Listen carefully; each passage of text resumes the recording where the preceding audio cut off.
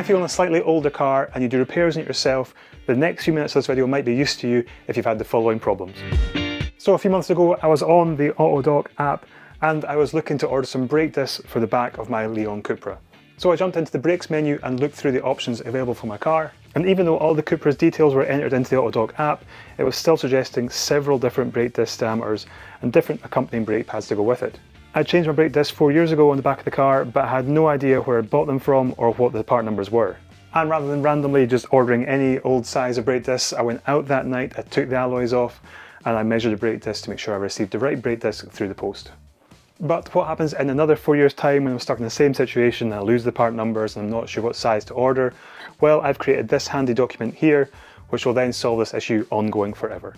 So this handy car specification sheet can be used throughout the lifetime of your ownership of your car, and you can record all the details of part numbers for things you replace throughout its lifetime.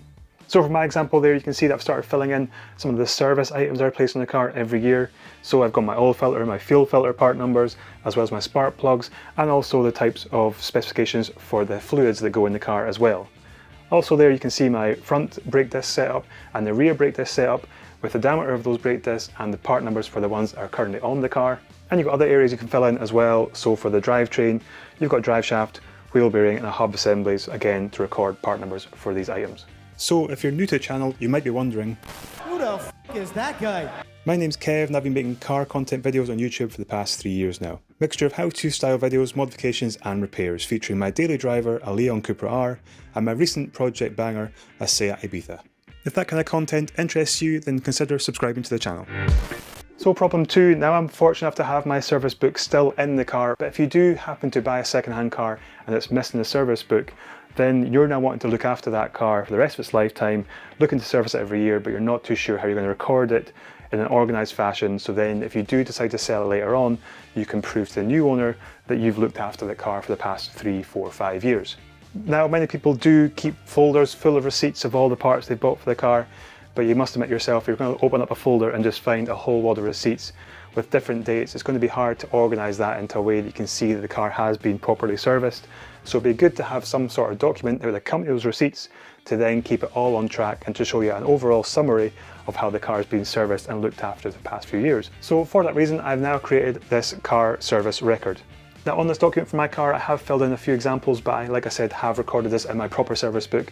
But this is an example if you didn't have one to hand. So the date the service is done, the mileage on the car at that time, and then you just use the drop-down boxes to say if the part for that service has been replaced or not. And these change to green or red depending if they're changed or not.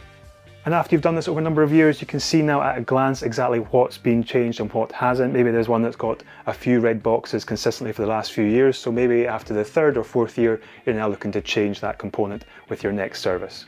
Now, as I said, this could be used to accompany the vast number of receipts you've kept in a folder somewhere, so it's always worth keeping those receipts as well. Saying that you've got a service record of your car in a way that you've kept yourself is an additional selling point. It means you've looked after the car, you've kept track of what you replaced on it, and you've also got the receipts to back that up as well. So how do you get access to these documents? Well, they're completely free and accessible via my monthly newsletter subscription. So if you sign up to my newsletter, you get a newsletter sent out to you once a month on car content. I don't spam you through the rest of the month with any other emails, and these links will come at the same time so you can download these documents. If you don't enjoy the car content newsletters, you can unsubscribe at any point at all. I'll leave a link down below in the description and the pinned comment which you can click on to get the newsletter and these links sent out to you straight away. And of course, if you have any suggestions at all how to make these documents better or other documents you want me to see me create for free, then do let me know as well. Cheers for watching, catch you later.